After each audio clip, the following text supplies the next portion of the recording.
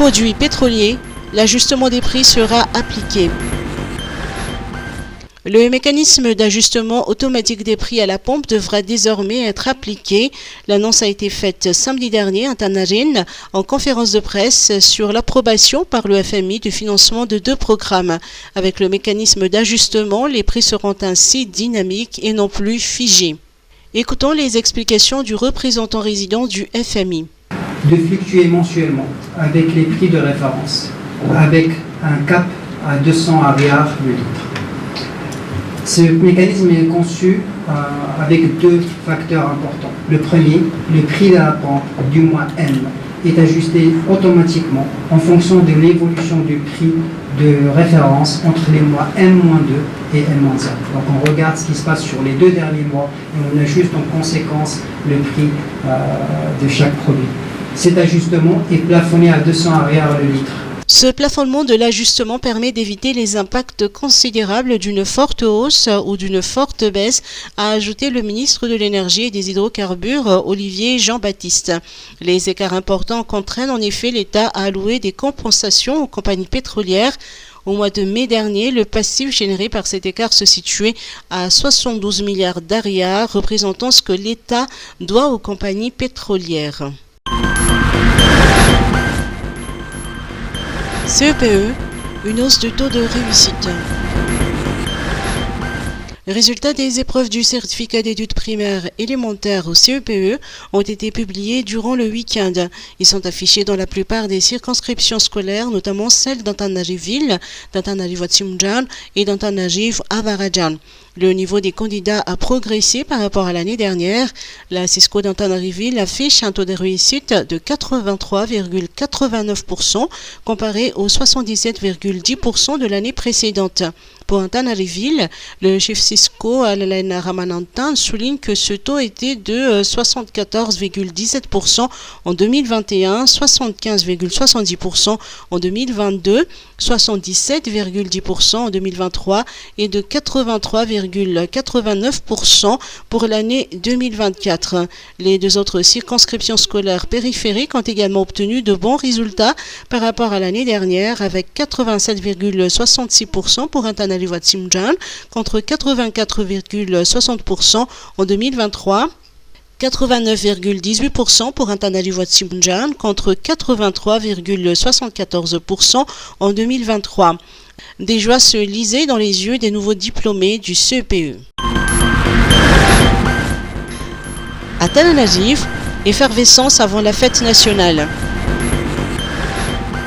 Antananarivo se prépare à célébrer le 64e anniversaire du retour de l'indépendance ainsi que le 64e anniversaire de l'armée malgache. La kermesse militaire à Betungoul, les différentes manifestations sur l'avenue de l'indépendance dans le podium marquent cet événement.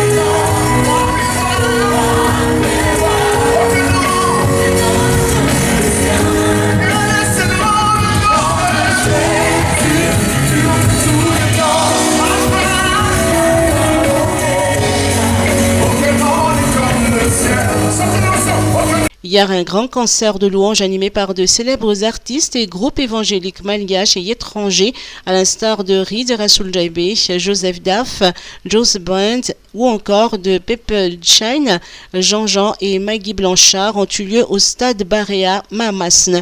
Le président de la République indraduelle a assisté à ce concert de louanges et de prières dans le cadre de la fête de l'indépendance.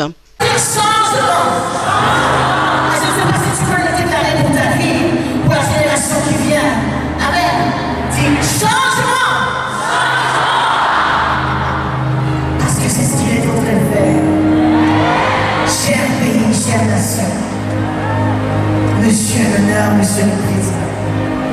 Ton Dieu, votre Dieu est tout puissant.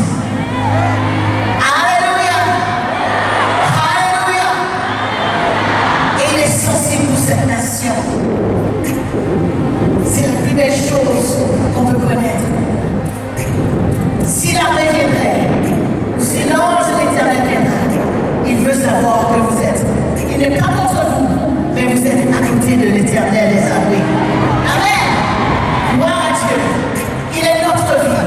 Je veux bien chanter ce chant à l'honneur de cette nation. Alléluia. 3000 éléments des forces de défense et de sécurité FDS et 44 000 spectateurs sont attendus au traditionnel défilé du 26 juin à Mamasne. La répétition générale s'est déroulée aujourd'hui au stade Barea Mamasne en présence du ministre des Forces armées, du ministre de la Sécurité publique ainsi que du ministre délégué à la Gendarmerie nationale. Cannes 2025, Madagascar sera dans le chapeau numéro 2. La Confédération africaine de football, OUCAF, a confirmé la composition des chapeaux pour le tirage au sort des éliminatoires de la Coupe d'Afrique des Nations 2025 qui se déroulera au Maroc du 21 décembre 2025 au 18 janvier 2026. Étant 104e au classement mondial de la FIFA, Madagascar sera dans le chapeau numéro 2, tout comme la Guinée, le Gabon, le Bénin et le Burkina Faso. Le chapeau 1 regroupe les nations africaines les mieux classées avec notamment le Sénégal, le Cameroun, l'Algérie, la Côte d'Ivoire ou encore l'Égypte. Le tirage sera effectué le 4 juillet prochain à Johannesburg.